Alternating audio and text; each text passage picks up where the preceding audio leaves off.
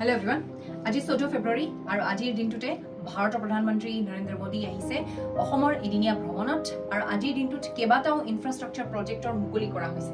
প্ৰথমটো হৈ গৈছে কুমাৰ ভাস্কৰ বৰ্মা সেতু নৰ্থ গুৱাহাটীৰ সৈতে সংযুক্ত কৰা আৰু লগতে নৰ্থ ইষ্টৰ প্ৰথমখন এক্সট্ৰা ডোজড এইখন দলং প্ৰায় ৩০৩০ কোটি টকাৰ ব্যয় সাপেক্ষেৰে এই দলংখন নিৰ্মাণ কৰি উলিওৱা হৈছে। দ্বিতীয়টো প্ৰজেক্ট হৈ গৈছে IIM গুৱাহাটীৰ টেম্পৰেৰী কেম্পাছ আজি মুকলি কৰা হৈছে আৰু লগতে নেশ্যনেল ডেটা চেণ্টাৰৰ যিটো গুৱাহাটী কেম্পাছ সেইটো আজি মুকলি কৰা হৈছে।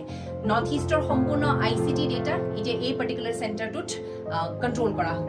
আৰু লগতে আপোনালোকে দেখা পাইছে মৰাণত স্থাপন কৰা হৈছে ইমাৰ্জেঞ্চি লেণ্ডিং ফেচিলিটি নেশ্যনেল হাইৱেতে যাতে ইমাৰ্জেঞ্চি টাইমত কেতিয়াবা যদি দৰকাৰ হয় তেতিয়াহ'লে চিভিলিয়ান আৰু লগতে ডিফেন্স এয়াৰক্ৰাফ্টে তাত লেণ্ডিং কৰিব পাৰিব। এইকেইটা হৈ গৈছে আজি মুকলি কৰা ইনফ্ৰাষ্ট্ৰাকচাৰ